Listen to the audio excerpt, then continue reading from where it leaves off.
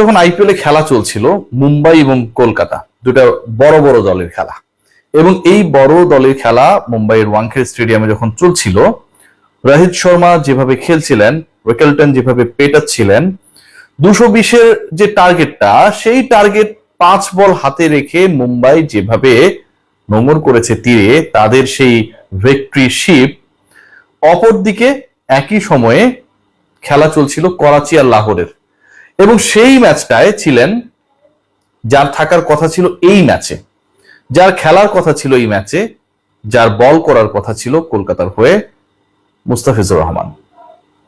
আজকে আইপিএল এর এই হাই ভোল্টেজ ম্যাচে যেখানটায় মুম্বাই কার্যত উড়িয়ে দিয়েছেন, রোহিত শর্মা আবারও প্রমাণ করেছেন যে আসলে ইচ্ছা করলে সর্বোচ্চ পর্যায়ে ওই ন্যাশনাল টিম থেকে শুরু করে তাদের দল, তো ভারত তো হচ্ছে টানা 2বারের টি-20-র বিশ্ব চ্যাম্পিয়ন, সেখানটায় খেলতে পারেন, ক্যাপ্টেন্সি করতে পারেন, ফিটনেস, এক্সেলারেশন, তার ক্রিকেটীয় মেধা, আক্রমণ, কোন জায়গায় আসলে কোন আধুনিক ক্রিকেটার যাদের বলা হয়, যাদেরকে মনে করা হয় চনমনে টি-20 ক্রিকেটার, টি-20-র জন্য রোহিত কোহলির আসলে খুব একটা চলে না। ইন্ডিয়ার মধ্যে, ইন্ডিয়ান সিলেকশন প্যানেলের মধ্যে এই ব্যাপারটা টুকটাক কাজ করেছিল যখন তারা লাস্ট টি-20 ওয়ার্ল্ড কাপটা খেলে ফেললেন।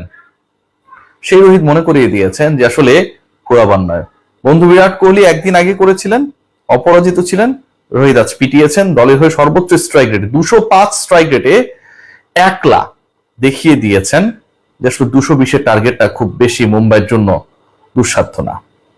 আলোচনা হচ্ছে যেই জায়গাটায় যে আসলে এই রোহিতের প্রশংসা যখন করা হচ্ছে, তখন অপর প্রান্তের বোলাররা পিটুনি খেয়েছেন, বেদম পিটানো হয়েছে কলকাতার বোলাররা। মুস্তাফিজুর রহমান, যিনি আজকে পিএসএল এ খেললেন, পিএসএল এর দলের হয়ে খেললেন, 4 ওভার বল করলেন, প্রথম ওভারে অসাধারণ করেছেন, তারপরে কন্ট্রোল ছিলেন, শেষ 2 ওভারে যখন প্রতিপক্ষের জয়ের জন্য 23 রান দরকার, ঠিক ওই সময়ে এসে মাত্র 9 রান দিয়েছেন। লাস্ট ওভারটা করার জন্য যিনি আসুন না কেন, তার জন্য অ্যাটলিস্ট লো স্কোরিং ম্যাচ যেহেতু ছিল, সেই ব্রিদিং স্পেসটা ছিল যে 14 রান করতে হবে। প্রথম বলে 4 খাবার পর পরে প্রত্যেকটা বলে সিঙ্গেল ডে মুস্তাফিজ বুঝিয়েছেন যে আজকে হয়তো কলকাতার হয়ে এই ম্যাচটায় যদি তিনি থাকতেন, হয়তো অন্যরকম কিছু হতে পারতো। আর আপনারা বলতে পারেন যে মুস্তাফিজ আইপিএল এ খেলে, কলকাতার হয়ে খেললেই আজকে অনেক কিছু করে ফেলতে পারতো। সেটা আসলে গ্যারান্টিটা কোথায়? গ্যারান্টি আছে ভাই। দেখুন, আজকে মুম্বাই শেষ পর্যন্ত যে ম্যাচটা জিতলো, সেটা 5 বল হাতে রেখে, 5 বল হাতে রেখে। মানে কলকাতার বোলিং ডিপার্টমেন্ট যদি, নাইট রাইডার্স এর বোলিং ডিপার্টমেন্ট যদি আরেকটু কন্ট্রোল হতো, ওই মুজারাবানির, যাকে হচ্ছে ইন্টারেস্টিংলি 3 ওভারের বেশি ক্যাপ্টেন বল করানোর সুযোগ অথবা সাহস পান নাই, 34 রান দিয়েছেন, বেদম পিটানি খেয়েছেন। এবং একই সাথে যদি বৈভব আরোরার স্পেলটাও দেখি, সেটাও হচ্ছে ভয়ঙ্কর। 4 ওভারে দিয়েছেন 52 রান এবং ইকোনমি 13। এই মুজারাবানি, মানে ব্লেসিং মুজারাবানি এবং বৈভব আরোরা, এই দুজন মিলে 7 ওভার যে করেছেন, মানে হচ্ছে 42টা বল যে করেছেন, এই 7 ওভারে তারা দিয়েছেন একজন 34 আর একজন 52, মানে 86 রান দিয়েছেন 7 ওভারের মধ্যেই। জয়ের যে টার্গেট ছিল, সেই টার্গেটে 40% রান এই 7 ওভার থেকেই অ্যাচিভ করেছে মুম্বাই ইন্ডিয়ান্স।